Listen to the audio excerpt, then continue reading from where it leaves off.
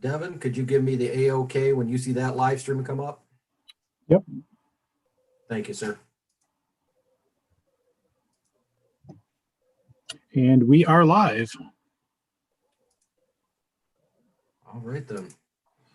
In that case, we will call to order the November 23rd, 2020 meeting of the Tecumseh Board of Education.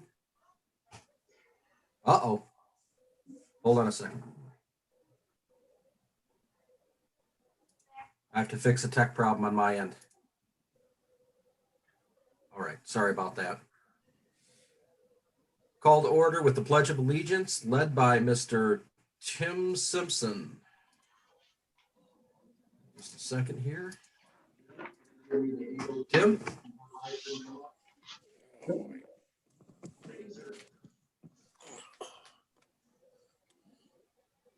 And we are live. In that case, we will call to order. Tim, are you unmuted?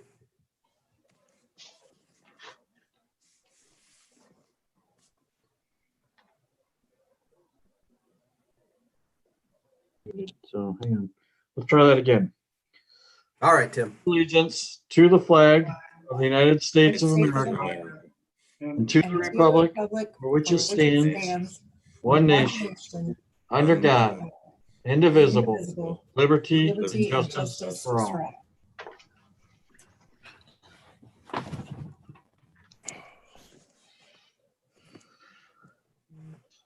Thank you, Tim. Brings us to our good news. Mr. Hilderly? Yeah, we're actually crammed with good news tonight. Two items that I have on the agenda and one other thing that I want to mention. First, the THS Sculpture Garden Poppy Project, which was put together by the two high school art teachers, Christine Obeid and Jackie Whiteley. They did this in conjunction with Veterans Day. And they had their art students create a variety of different poppy projects. Poppies being themed with Veterans Day from the original Veterans Day, the 11th day of the 11th month of the 11th hour, the armistice that ended World War I, and the poppies that were presented on that day. So the students created these projects, and then community members were invited to come and pick one that they maybe liked and make a donation. Our junior ROTC cadets were the honor guard for the event on the day, on Veterans Day. But donations continued from that time up until actually they were still collecting funds today. Their goal was to raise $500 to give to veterans charities locally, and as of this afternoon had collected $850. So in typical Tecumseh fashion, well beyond the goal that the group set. So they're very excited about the turnout, and we're certainly happy to be making that donation for the local veterans groups.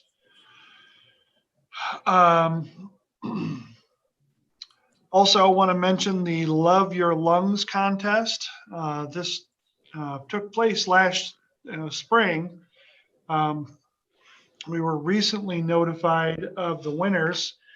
And if you have been over on the corner of 50 and 52 near Danley's restaurant, you'll see the big display of the winning submission by two Tecumseh students, Lucas Emmerich and Tanner Lindy. So they were the overall all grade level first prize winners. In total, there were 14 different Tecumseh students who placed either first, second, or third in their grade level. So a very good showing by our students. And we always have a pretty high participation level. And this year, Tecumseh kids won the overall prize and had their submission supported on that billboard. But the message was about loving your lungs and anti-smoking and wellness in general. So nice job by those kids, and we thank the teachers from our organization who supported those submissions. And then lastly, I want to mention there's a local food truck and caterer called Sunset Ridge Barbecue. They occasionally will provide their food truck for different occasions around town, including our own staff on a variety of days. But they reached out recently and asked us if we could provide them with some families who might enjoy a holiday meal. So we have provided approximately 30 families who will receive a total of about 150 meals that will be delivered Thanksgiving Day from Sunset Barbecue with their compliments. So very nice, unsolicited, but they came to us and said, if you have some families who you think could use this donation, we'd like to do that. So thank you very much to Sunset Ridge Barbecue for reaching out and giving us that opportunity to provide this for families. 150 meals on Thanksgiving. That's outstanding by them. So that's some of the good news, but certainly worth highlighting. Thank you, Rick. Brings us to public comment on agenda items only. We did not have anyone contact me for public comment. We need to revise or approve an agenda. Does anyone have any revisions for the agenda? All right, I do have a revision for the agenda. I would like to add a board member update to our discussion. Could I get support for that, please?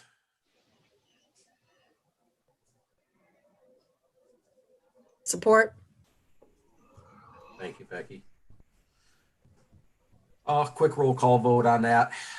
Ed? Yes. Becky? Yes. Suzanne? Yes. Tim? Yes. John? Aye. And the chair votes aye. We will add a board member update to the end of our discussion items. Could I get, well, actually, yes, let's do that. Could I get a motion to approve the revised agenda, please? Support. Second. Okay. Thank you. Approve the revised agenda. Ed? Yes. Becky? Yes. Suzanne? Yes. Tim? Yes. John? Aye. The chair votes aye. Agenda is approved as revised. First item on the agenda, scheduled reports. Lisa Shirk, you're up. All right, let me go ahead and share my screen. So we're going to talk about social and emotional learning as it is happening at Tecumseh Public Schools and our new curriculum, Suite 360.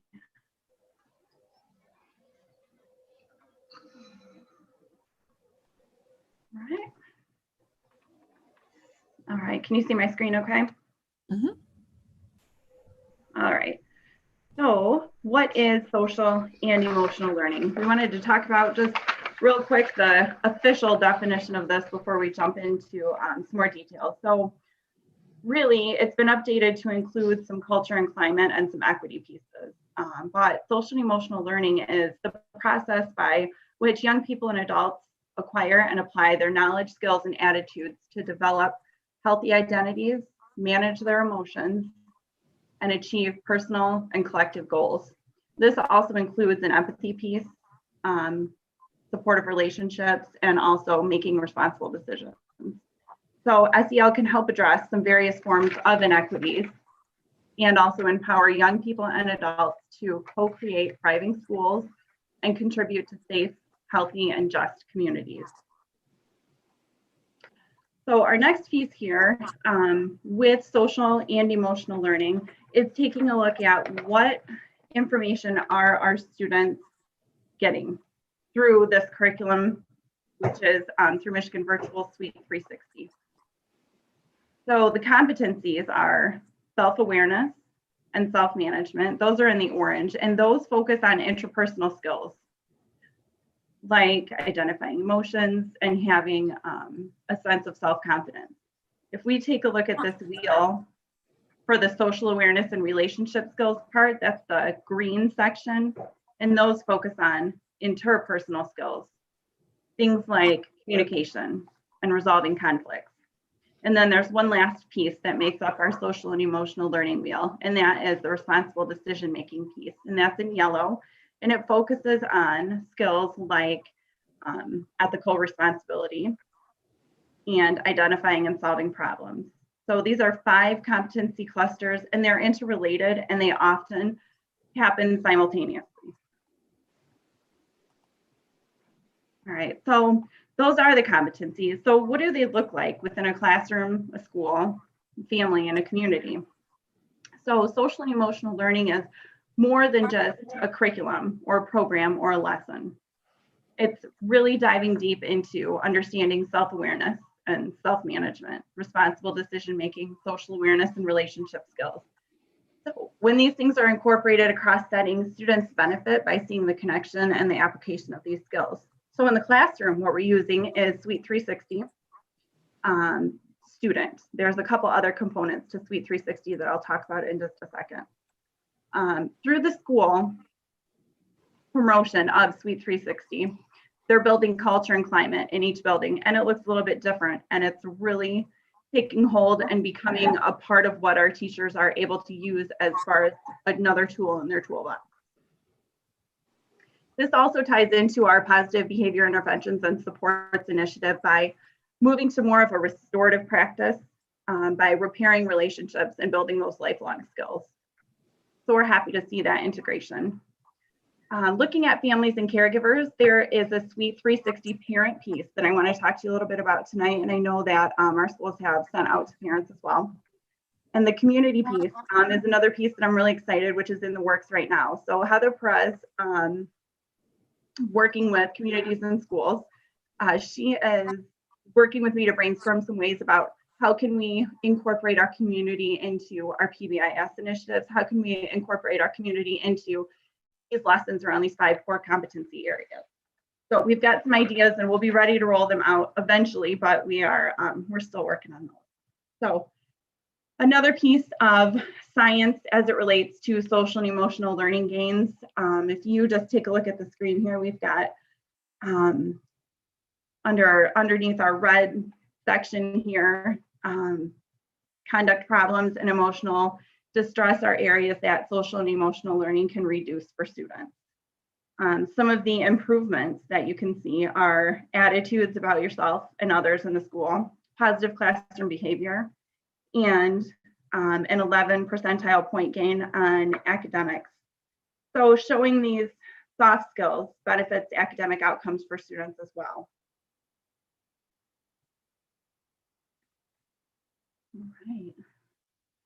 All right, so this is another really important piece of our social and emotional learning in Tecumseh. So the cost benefit analysis of social emotional learning programs from a study out of Columbia University shows that for every $1 that's invested in social and emotional learning, we save $11 on the back end that would have been spent on interventions, remediation, dropout prevention, things like that.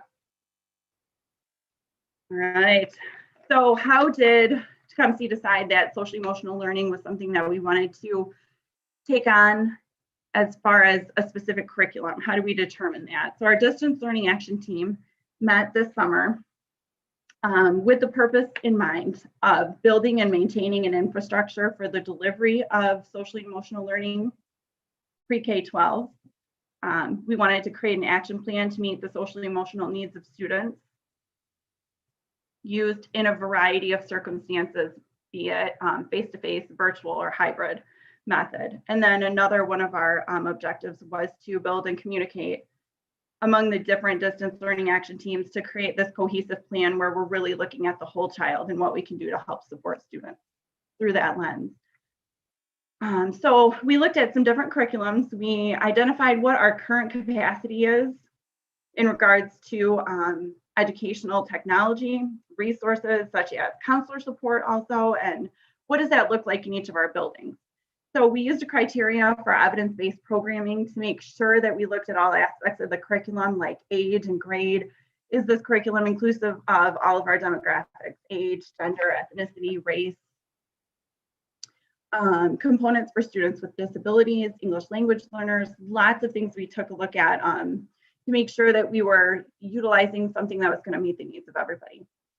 We then attended a couple webinars about different curriculums, and we decided that Suite 360 was one that would definitely benefit us in Tecumseh. So after that, we went through the Hexagon tool, and that was facilitated by Brian Jones at the ISD.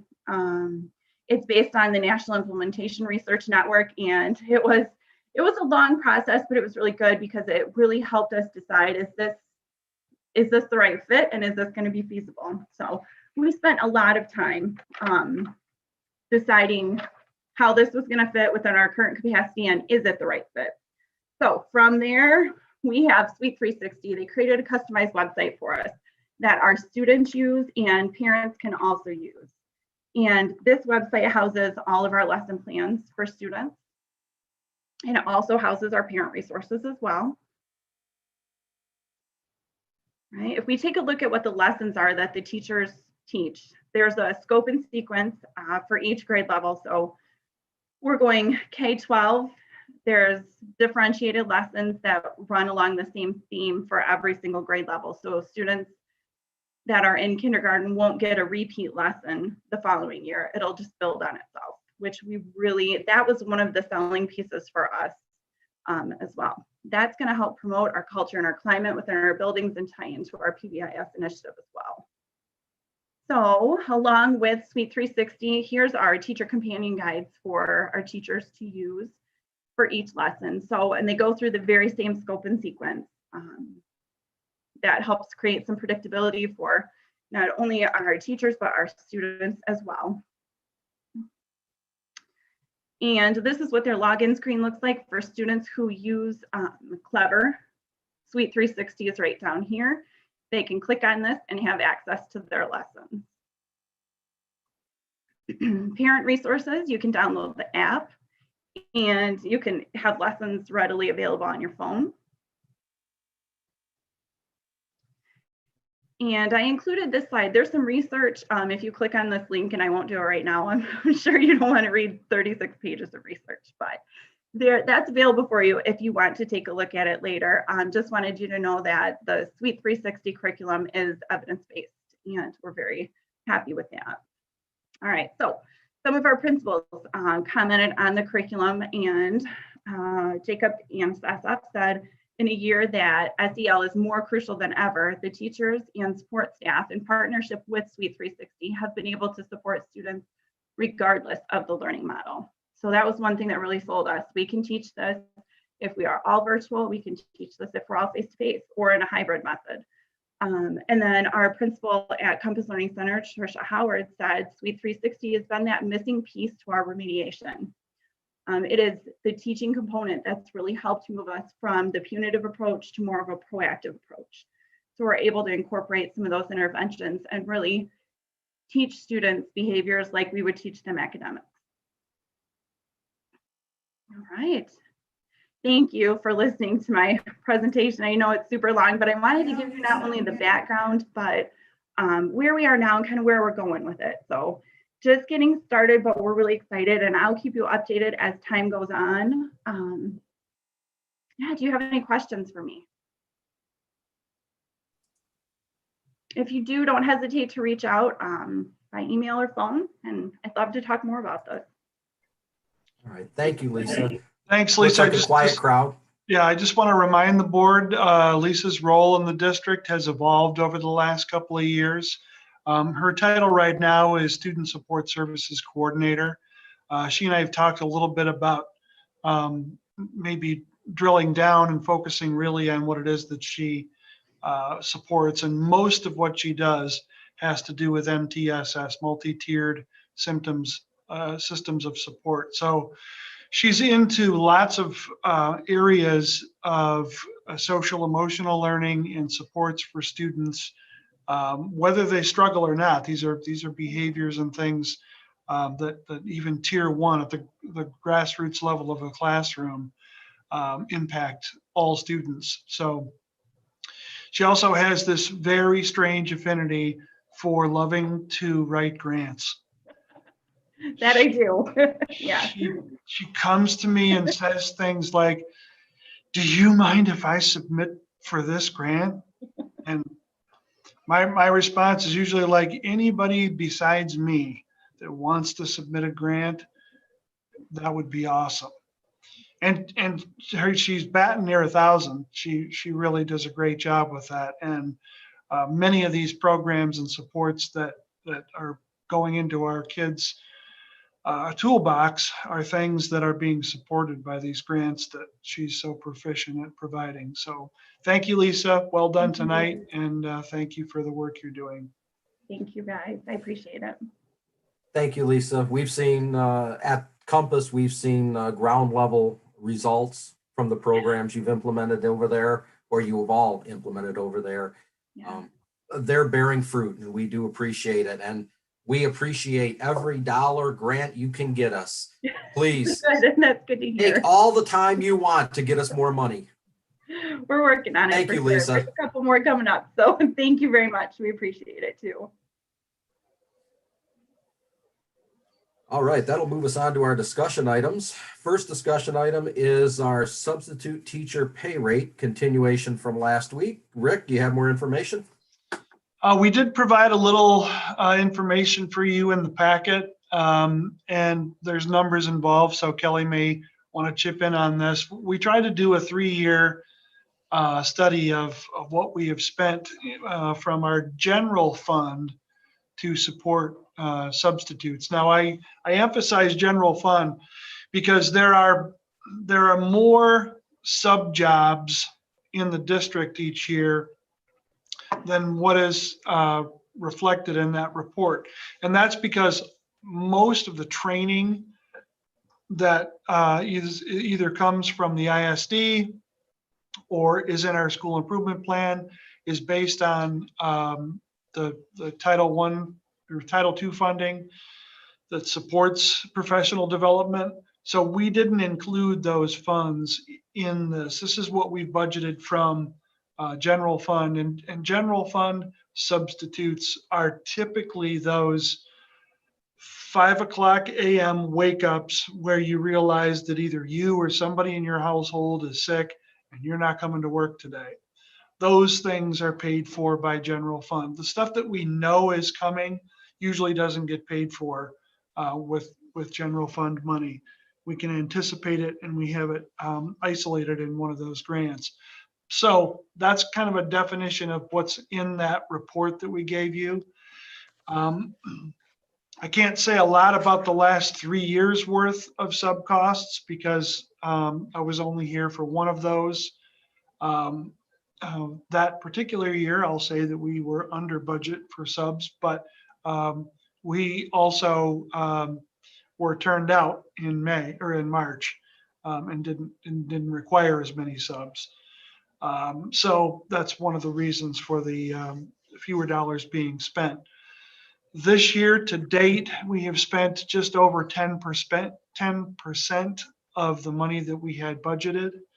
And we're a little more than 25% of the way through the school year. So we're on track to underspend that again. I mentioned that last meeting that could be the case. It appears right now, if that trend continues for the year, that we probably will underspend.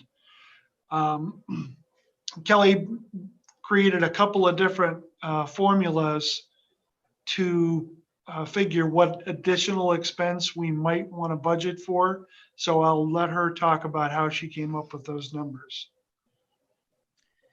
Great.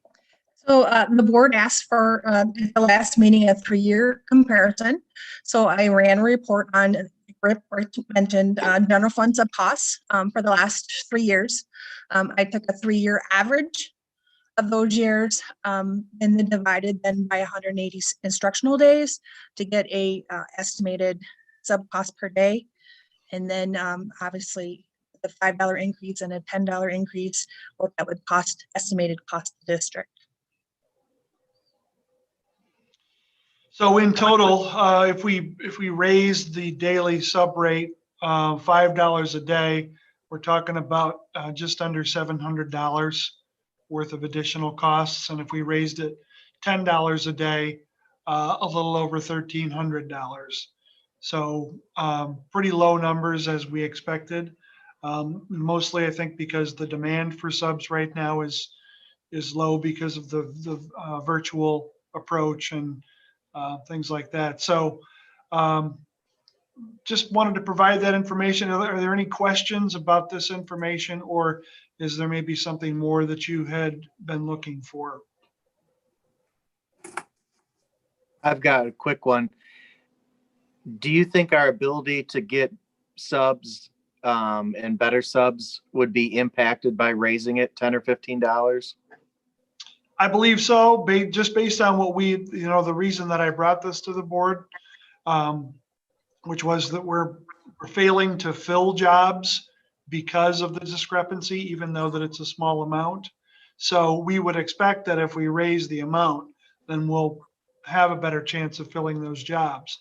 So that might be the difference between the 10% spent over 25% of the year.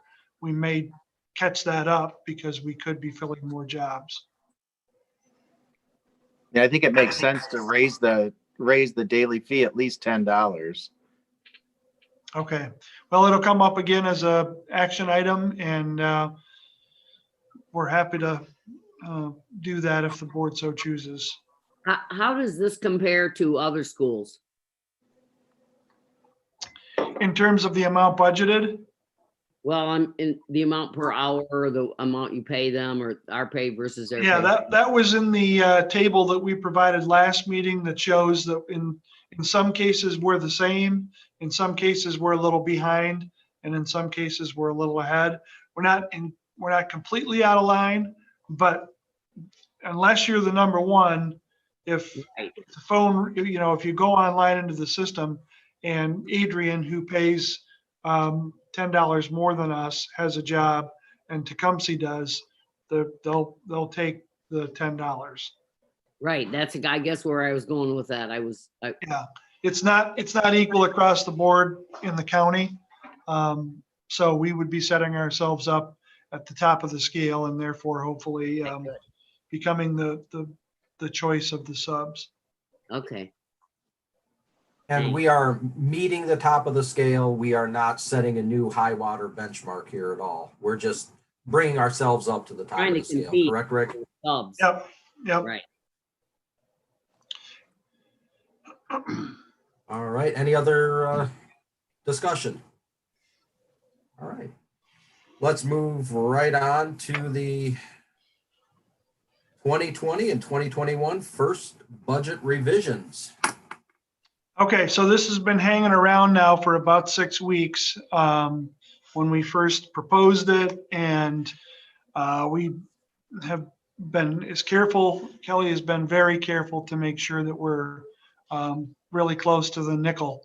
And I'm glad that she has done that, because it's really a year where you don't necessarily understand everything like you used to. So with the super blend and the student count information now verified, we feel confident in saying that this is the budget, the revised budget that we recommend. Kelly, anything further from you?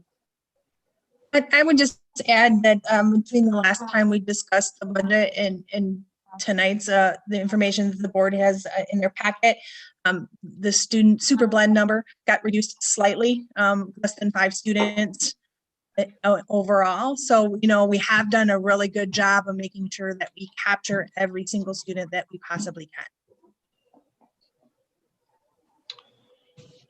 And then in doing so, the projected ending fund balance is still a pretty healthy number, 17.42% approximately, which, boy, back in the spring, we were pretty nervous about where that information might land. So we're happy about that, and happy to have some of the things in the budget that are going to enhance the system overall.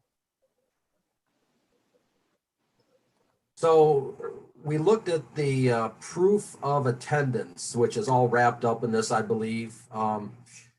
Before we were having a little bit of issue with, I guess, contact time and Yeah. verifying attendance. I see we have an update to that.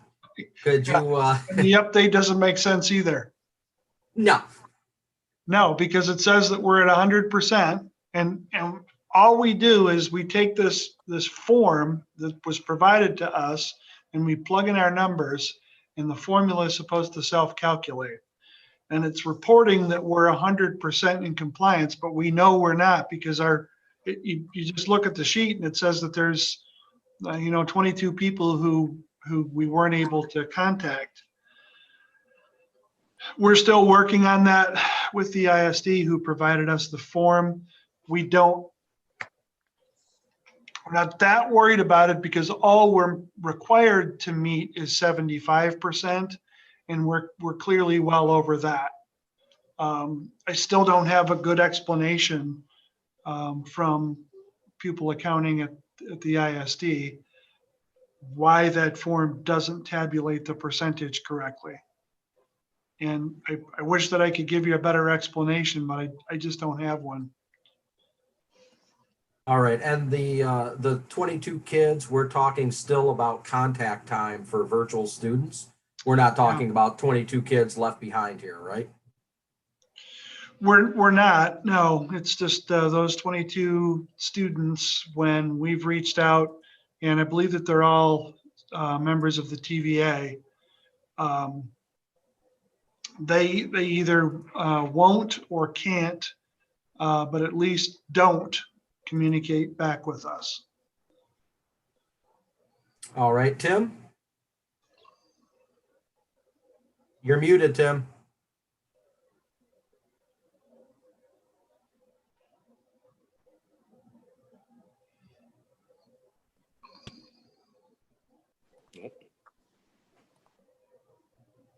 Slowly click.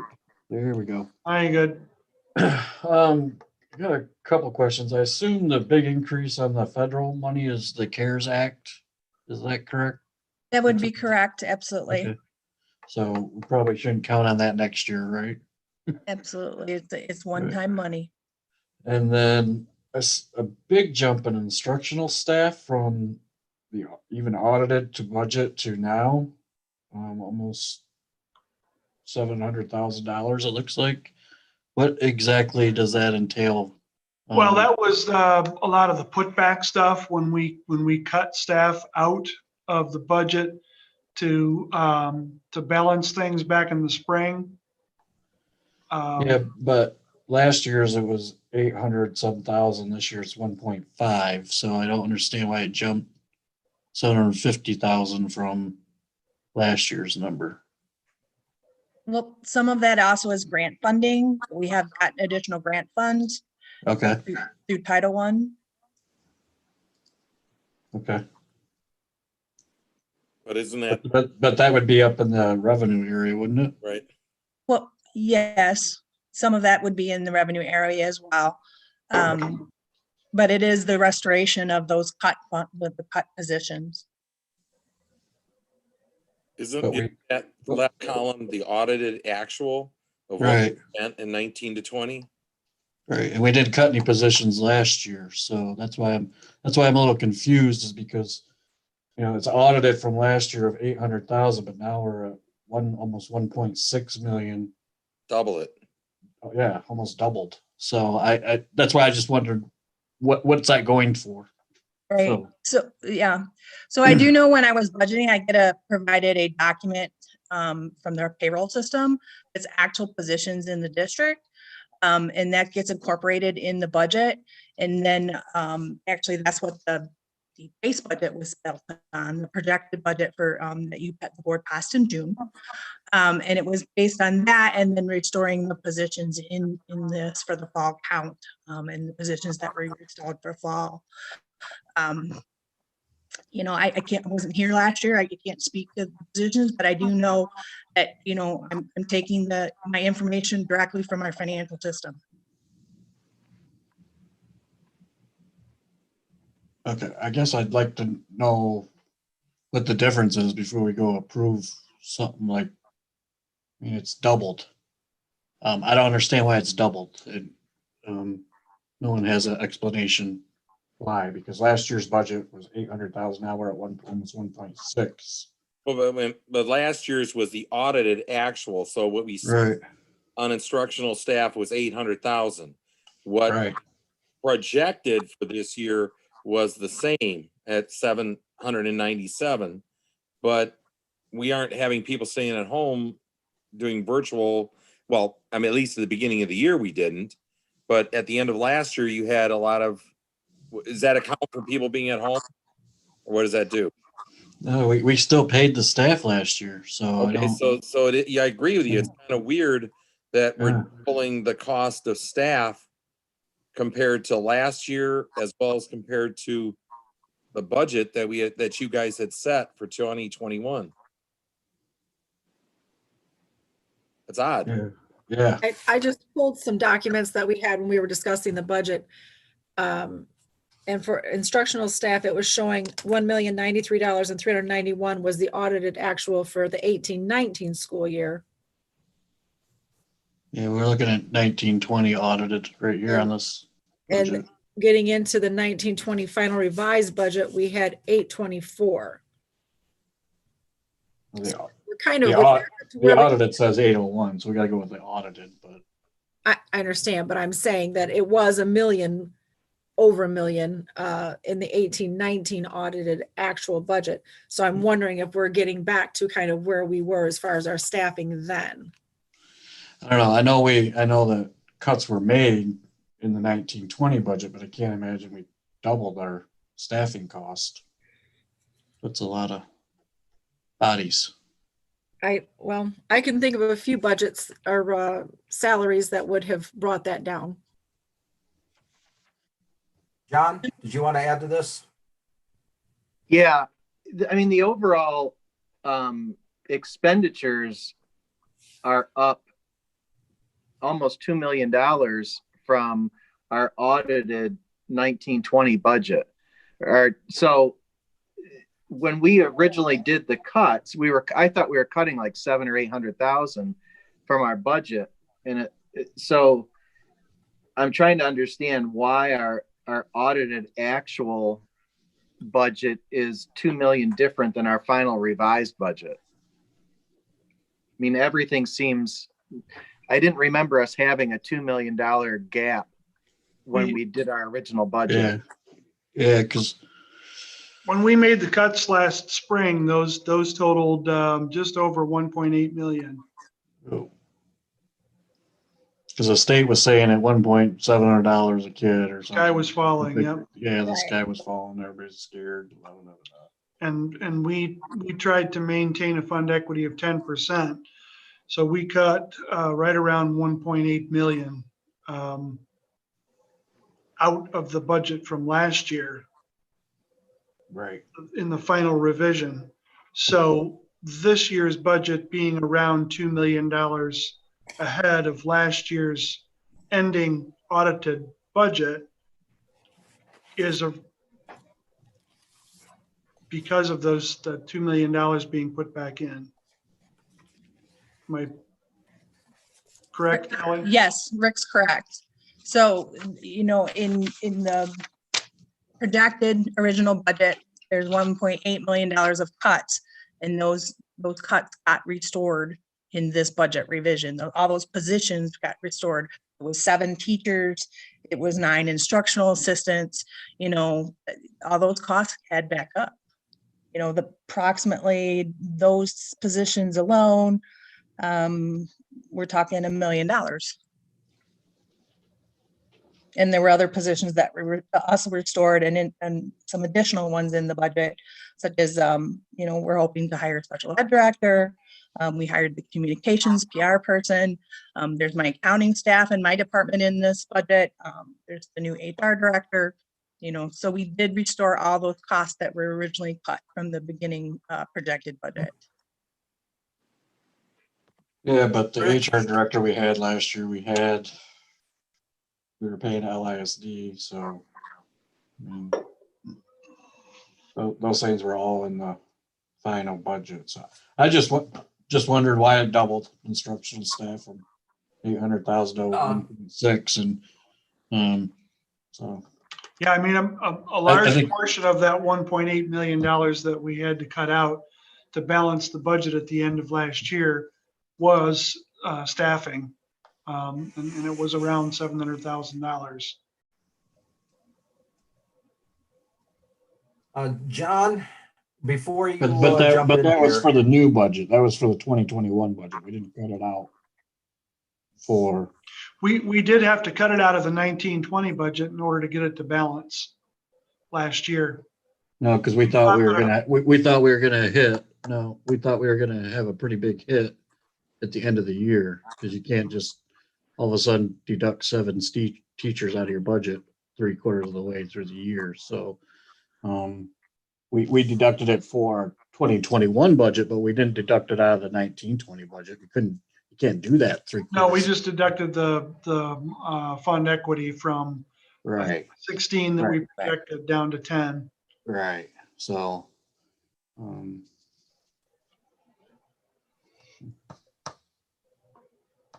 hey, John, before you jump in here, Rick, refresh my memory on this. In February, before all this COVID stuff hit, were we short of staff at that time? Are we making up for staff that we should have been replacing back then before all this COVID hit, the financial instability? Or were we good on staff back then? I believe that we were fully staffed at that time. Okay. John? When Kelly was talking about her moving stuff away from the LISD and bringing it in-house, that's not going to fall under instructional staff. That would fall under, I'm assuming, school administration. Is that correct? Yeah, that's correct. You just mentioned, Don, that overall expenditures were $2 million higher. That's one of the reasons. Actually, it was a little bit of increase because for whatever reason, the HR director position in the beginning projected budget was removed from the budget. It was, it was budgeted at 0. Obviously, we hired that position now. So actually, it was a slight cost increase, though. If you take it and compare it to last year, it's an overall decrease in comparison to costs for HR and the accounting department from last year. Right. So that's the question. So our expenditures are up $2 million, but we actually saved money in the HR, payroll, and accounting department. We should be budgeting a savings in this year versus last year. Oh, well, and also some of the that line item in instruction is not just teachers. So that's certainly part of it because we restored those positions. We've also been spending a lot of money, our CARES Act money, on instructional supplies such as our computers. And that's in that line item as well, because those are direct instructional supplies providing computers to our teachers. Students, and our teachers too. They also got new computers. So that's that's a large part of the increase. Our CARES Act money was $941,000, the bulk of which, almost half of which was based on one-on-one devices, was purchased with one-on-one devices. Yeah.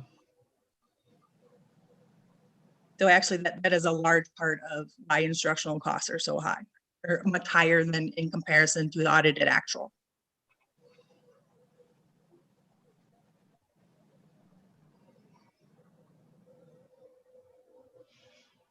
So you're saying that the cost of computers and supplies falls under instructional staff?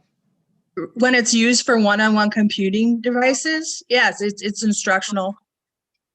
Okay, so all the computers that we're buying with the 900 Chromebooks and 900 Chrome pads and everything Right. falls under that instructional Instructional. staff. Instructional, yep. Okay, I guess in my accounting brain, that doesn't make sense, but I guess that because it wouldn't be, when I think of instructional staff, I think of paying people, not the actual supplies or overhead for the classroom, but that makes more sense why that number would be higher. Right. And it's not just instructional staff, it's the whole process of the whole activity of providing instruction. That's why they call it basic program. So yes, providing one-on-one technology is part of that instructional cost. Okay, that makes more sense then as to why that would be so much higher. If that's where it's coming from, fine, but again, when a layperson looking at that would say, we just doubled everybody's, you know, the people that are working, the instructional people had doubled up, you know, and I know we're balancing out and everything, you know, as far as like our projected fund balance at the end is better than where we anticipated being at, but again, it's just too bad that isn't on its own special line item. You know, in and out, if you're getting it from the CARES Act and you're putting it out as computers, so that you're not looking at that for next year and saying, well, we're going to have $1,587,000 for instructional staff, and we're not going to be buying new computers next year. So. Right. I mean, if the board wants to take a look at the statement of projected revenue, expenditures, and fund equity summary sheet, I mean, just take a look at your audited actual federal grants, which were 239,000 last year versus 1.6 million, almost $1.7 million this year. The bulk of that is the CARES Act money, which we purchased, like I said, instructional supplies and items for our teachers to, you know, and our students. Yeah, that part makes sense once we see that. I think if that instructional staff line could include like instructional staff and, you know, classroom expenses or something, I understand where everyone else is coming from, but what you just said makes sense and it does. Capital equipment. Yeah. The line item title is a bit of a misnomer. That's it throws you for a curve there. You're expecting people. You're absolutely right. Yeah. I actually thought that money was in the operations / maintenance, because that was up by about a 900,000. So Tim, you're correct. Some of that $500,000 in CARES Act money was purchased with PPE supplies, but Okay. a large portion of it was based on our one-on-one technology. So what was you're saying the $900,000 increase in the operations and maintenance is PPE supplies? Not all of it, but some of it. We're also using some of our CARES Act money to do an HVAC upgrade. It's not a new HVAC. We're just putting in a fancy filter system to make our air quality better and help prevent the spread of the airborne diseases. Yeah, it's an ionizer that helps filter out the virus. How much was that? Approximately 190,000. And that's just one school or that's all the schools? It's two schools at the high school in Compass right now. Okay. Did we bid that out? Actually, we did not bid that out due to the pandemic. We fell under emergency uniform grant guidance guidelines that we did not have to bid that out, though we certainly received quotes. And we ran that through our auditor and made sure our thinking was correct.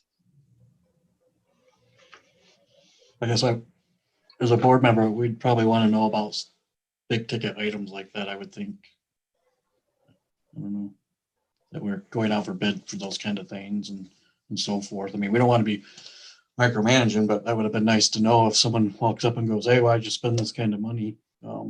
We could have told them. I didn't know anything about it. I don't know, maybe other people did, but I didn't. So. Yeah, the ventilation system is not something that I remember to update the board on. But it's a relatively recent addition that Tom's been working on. Is there a reason why that didn't require board approval?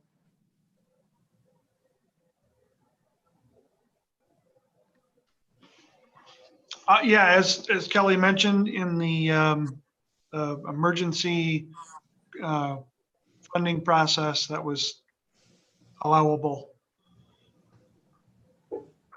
I guess in the It falls future, we under probably want to policy. hear about that. I mean, And we had a bid process and everything else for $100,000 worth of Chromebooks. So we just spent $190,000 on air filters. We should probably hear about that going forward. Agreed. it does fall under the pandemic or emergency clauses of the policy and for the accounting and the state. It all falls under there, but I would agree that we'd like to get a little bit advance notice of it. Even if it falls under there for something like that, if we've got time to get quotes, we've got time to discuss it at a board meeting probably. What was it required by the, or was that our option to do it or not? It wasn't required. It was a health and safety upgrade Right. to Yep. the It was old system. an upgrade by choice. Right, yeah, I would definitely like to know about that in the future. Is there anything else that was bought in, under that same guidelines? So with our CARES Act money, there was various things that were spent, but the primary bulk 3 items were the one-on-one technology, PPE equipment, and then probably the next largest would be the HVAC filter system, the ionosphere. The amount that you told us was and you said it was for 2 schools. Was that amount total or per school? And that was total. Total. And then are you anticipating fitting them for the rest of the schools? That they may be planned into future budget for next year. It is not planned for this year. Not at this time, anyway. So this was That done, money, it was done with CARES Act money, and what useful purpose did it serve? I mean, did it cut the rate of infection by 50%? Or I mean, or was it just recommended, or? I don't know that we have any statistics on what it has done.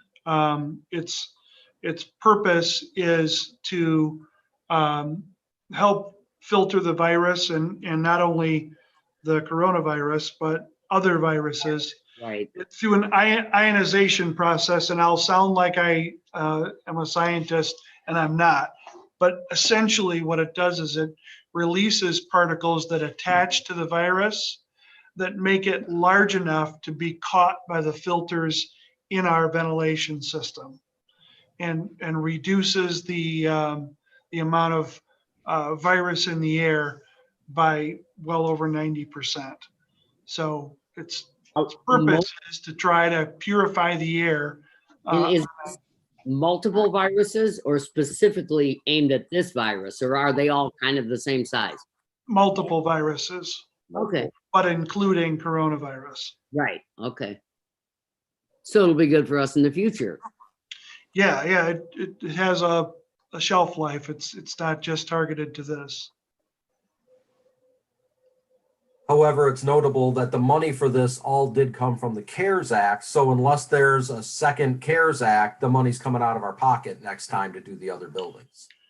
Right, unless there's more federal relief money, and we wanted to add this to other HVAC systems, we would have to pay for it. All right. Is there any other discussion regarding the budget revision? All right, we're quiet, so we'll move on to refunding of the 2015 refunding bonds, Series A. Rick? I'll defer to Kelly on this. This has to do with refunding the bonds and the process. So I'll let her talk about how that works. Great. So in your board packet this evening are a lot of legal documents revolving around the process of debt restructuring or bond restructuring. The ultimate goal of this process is to save the community taxpayers as a group approximately $2 million and keep the mills that we pay on the current bond debt around 7 mills. And without restructuring, those mills would continue to creep up and causing the taxpayers to pay more money out of pocket. So the goal of this refunding is, like to say, again, to save the taxpayers in our community $2 million overall and keep the current mills at the same level that it is. And then the processes will be going actually out for the private market based on Tecumseh's line of credit. We believe that we'll have some takers going on in the private market. And the timeline was in your board packet as well. But ultimately this whole process has to be done so we can get it on the tax rolls for June. Gives us plenty of time. So even if something should occur that we don't have any takers on the private market, we can also go to the public market as well and open up the potential investors.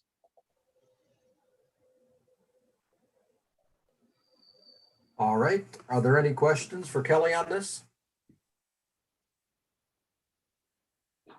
All right. I do not see any questions on that. Summer tax resolution. Are we deferring to Kelly again, Rick? Please. Kelly? All right, so my apologies, let me grab that. So also in your packet is the summer tax resolution. Basically, the board needs to pass a resolution every year around this time in order to ensure that we can collect our local property taxes in the summer collection. As we have done, we collect 100% of our property taxes that belong to the school in that summer collection. And this resolution this evening enables us to continue to do so.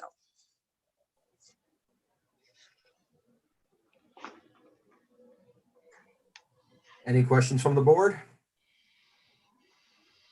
All right. Resolution. Rick, this one's you. Extended continuity of learning plan. Right.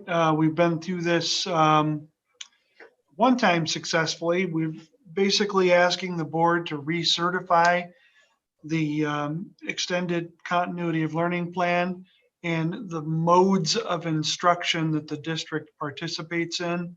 We're continuing to offer distance learning face-to-face when it's available and the virtual academy. So we're just requesting that the board reapprove the plan that has been in place. All right. Questions from the board? All right. Next is the board member update, and this one is me. We have 2 board member elects that are currently, hopefully, they got their board packets for this week. We're getting them onboarded so that as of the first of the year, when they take their seats, they will be current on the board business in real time, and they will be effective from day 1. They are hopefully following along at home. I expected to have them at a meeting, but I expected all of us to be in a meeting too. So hopefully they're tuning in at home. I have received an email from Milt, which says that he has decided that since retiring, he has retired professionally and he is going to step down from his board position and resign his board position. It says, I will briefly read part of it. I need to step down from my position on the Tecumseh School Board effective immediately. There are many reasons, and the most important is family. Becky and I will be traveling out of town frequently over the next few months, which will make it impossible for me to attend the meetings. The school district needs a board member that can attend the meetings on a regular basis to ensure proper functionality. He sent this to me. It's dated the 18th. Unfortunately, it went in my spam folder, but I did discover it after talking to him. So we are going to need a replacement for Milt. And given the 18th, that means our timeline is the next meeting. We're going to have to appoint somebody to replace Milt. So we will get it out in the paper again. And we'll get it out in the paper again, and we'll have to act at the next meeting to take action to appoint. John? I just want to say Milt's not retiring. At least he didn't tell me that. So Well, he's still going to be around here working for the next 4 years or so. So he has not retired from work. not officially retired. Sorry. No. I meant stepping away and traveling and such. Yes. Breathe, John. Yeah, I don't need that. Sorry. stress. I had my stress like, reliever oh, tea this no. afternoon. It's not working. Hey, John, would it be a board meeting if I didn't stick my foot in my mouth? Come on. I just So- want to make it clear that Milt is not retiring from work. Right. He's doing some traveling and such, and yes, not officially retiring. But as of the board meeting, December 14th, I believe, is our next board meeting. We will have to appoint him or appoint a replacement at that time to fall within the 30-day window. So we'll get the word out in the paper. We'll take applications, and we will revisit this topic on the 14th. That is the board member update. I just Which want to brings mention us to- on that topic, Kevin, I just wanted to thank you in front of the rest of the board.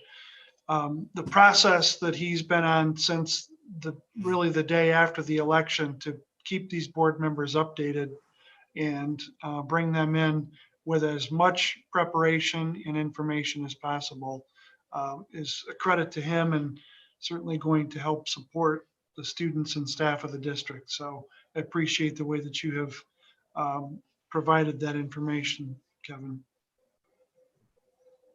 That's what we're here to do. Make it run smoothly as possible. We're going on to our action items. And first action item is our budget revision. Could I get a motion, please? I hereby move to approve the Tecumseh Public Schools Board of Education adopt the budget resolution as part of the first budget revisions of the fiscal year 2021 for the general fund account. Support. Roll call. Ed? Aye. Becky? Aye. Suzanne? Aye. John? Aye. Tim? Give me a minute. I read lips, that was an aye. Aye. Thank you. And the chair votes aye. Budget is approved. Substitute teacher pay rate. Becky? I hereby move to approve an increase to the daily substitute teacher pay rate by the amount of $10 a day, as supported by administration, effective 11/30/2020 to help attract and retain qualified teacher substitutes at TPS. Support. Thank you. Ed? Aye. Becky? Aye. Suzanne? Aye. Tim? Aye. John? Aye. Chair votes aye. Unanimously approved. Last action item. Becky? I hereby move to approve the extended continuity of learning plan as presented and approved by the board in September 2020 and acknowledges the board's pupil count process, which provides for two-way communication with students. The board also directs administration to post and submit said plan as required by MDE. Support. Thank you. Ed? Aye. Becky? Aye. Suzanne? Aye. Tim, Aye. John, Aye. the chair votes aye. Unanimously approved. That will move us to our consent agenda. I Ms. hereby Brooks? move to approve, I'm sorry. No, go ahead. I hereby move to approve the consent agenda, which includes the following items: minutes from the regular board meeting of November 9th, 2020, and minutes from the budget committee meeting of November 9th, 2020. Support. Ed, Aye. Becky, Aye. Suzanne, Aye. Tim, Aye. John, Aye. and the chair votes aye. Consent agenda is approved unanimously. Superintendent's report is next. Mr. Hilderly? A few things.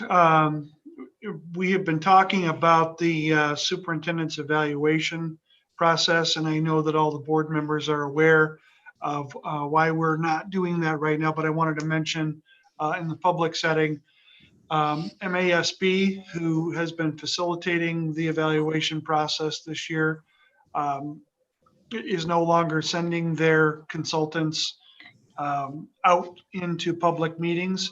So the board was given two choices: either run that process virtually or postpone the process until the spring.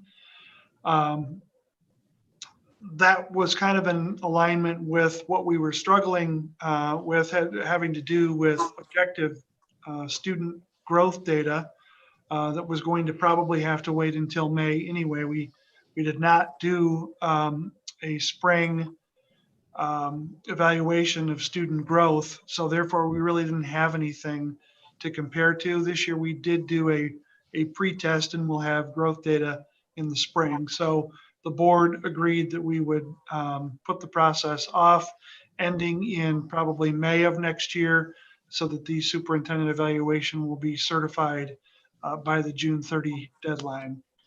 So we're not forgetting about it. We're just putting it off for a couple of purposes of practicality. The second semester plan is still evolving and coming together. We have reached out through classroom teachers, specifically the distance classrooms right now, and also TBA, because we're interested to see in the second semester, which begins for 5th through 12th grade on February 1st. We're interested to know how many families would like to come back into whatever face-to-face model we are in at that time, because that does impact our program. It impacts social distancing and other safety protocols. So we're trying to get that information. It's a little early in a lot of people's minds to be collecting that information, but that process takes time to plan. So we're trying to mine for that information as early as we can. Certainly we don't know a lot about vaccine rollout and efficacy, or how many people are going to opt for a vaccine. And that all I know plays into people's thoughts and concerns about the future. But we are trying to collect that information now. We would like to go into the holiday break in the end of December with a structured plan, if possible. So we're going to try to have that done here in the next month before we go into the holiday break, so that we can communicate it and then staff can begin to prepare. I know some of our families are struggling with those decisions, but the sooner we have the information, the better plan that we can construct, and we can make decisions about, like I said, social distancing and space in our classrooms, and whether or not we would have to continue with a hybrid mode to be able to accommodate those things. So there are a lot of things to consider, and that's the reason for the early collection of information. And then the reorganization update, which is a little further over the horizon for the 21-22 school year. We have been talking about that. The main information that we're trying to get straightened out has to do with the organization of the 3-4 schools, the intermediate learning centers that will be at Herrick Park and Patterson next year, and figuring out how those buildings get populated, not only for next year, but year after year. And that conversation involves some geography, it involves busing, it involves all the practical matters of balance between the two buildings and staffing. So that's why we have begun that process now, because it's going to take us a while we're maintaining this school year and planning for the second semester and working to talk and think about the next school year. We just know that we want to have as much time as possible to try to have that figured out going into the summer for this year. So we're working on it. And we plan to fully complete the reorganization with the 2 early learning centers, the 2 intermediate learning centers, a 5-8 middle school, the high school, and then the TVA. And then some very good news, finally, and thanks a lot to Victor Pratt, our communications director. We will be launching the new website. I think that it'll happen overnight tonight and probably be available for people tomorrow. We still have to work with Apple to get the app launched from the App Store. So that'll take another week or so. But the website, which right now, is just really not very useful, has been completed and will be functional for staff and the community sometime overnight tonight and into tomorrow, like I said. So we're happy about that. Victor's done a lot of work in completing the final pieces and getting that ready. And he sent a little teaser out to social media. If you follow any of our social media, you might have caught on to the fact that he put that out there. So kind of fun and really exciting. It's been a process that I started about a year ago and did not expect to take this long, but happy to report that we're finally meeting that goal. And that's all I have for tonight, unless you have questions. All right. I saw his little teaser on Facebook. I was hoping that's what it was about. So. All right. Thank you, Rick. Items scheduled for next agenda. We'll, of course, have some good news and some discussion items. We just don't know what they're going to be yet.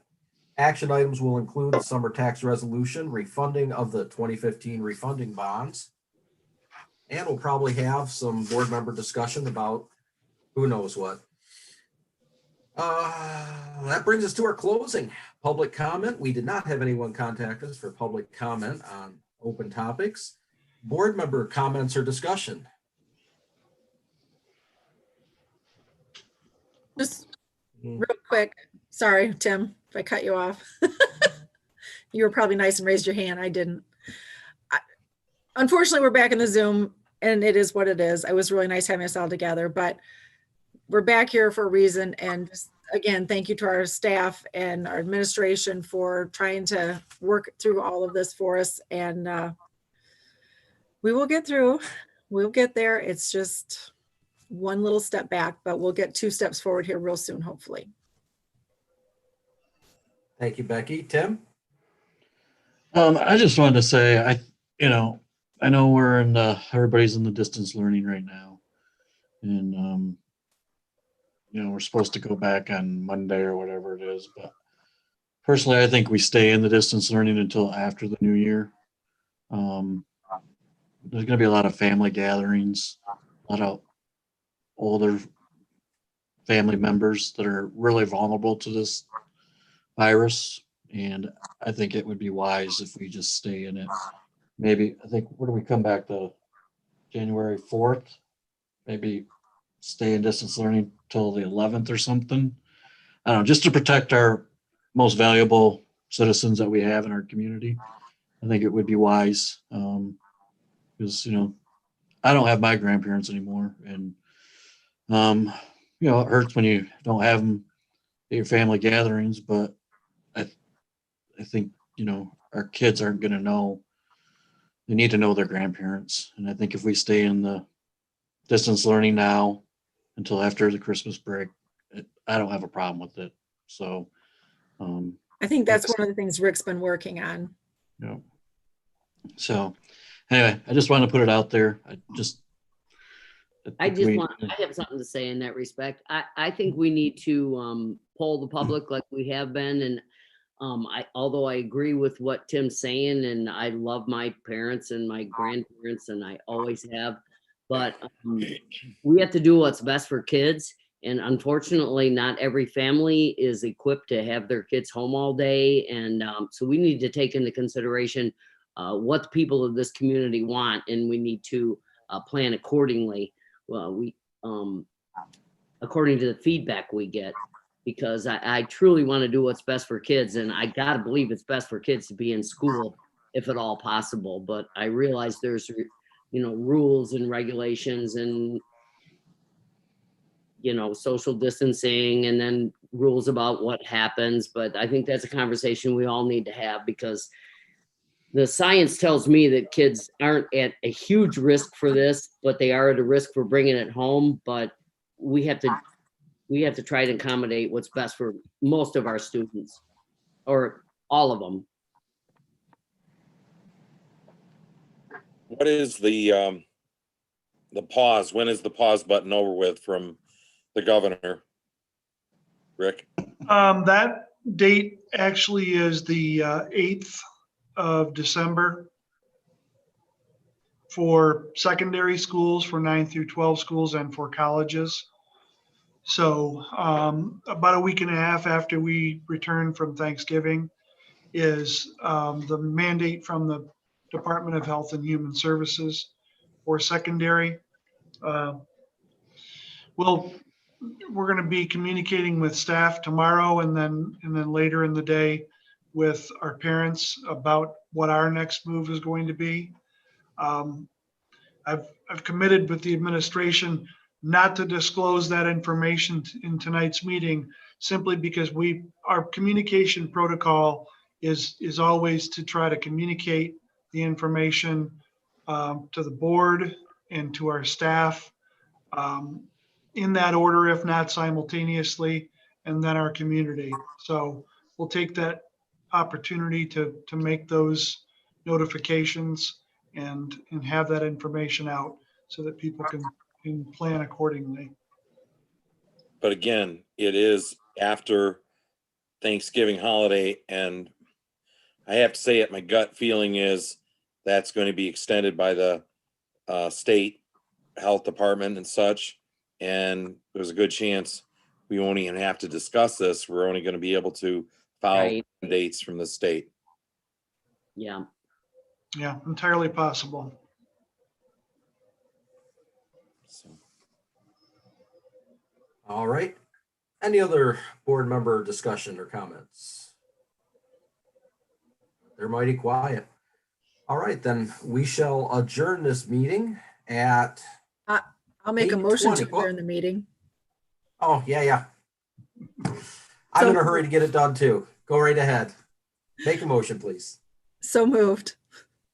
Second. All in favor, say aye. Aye. Aye. All right. Have a good night, everyone. I'll talk to you soon. Bye, everybody. Bye, guys. Bye.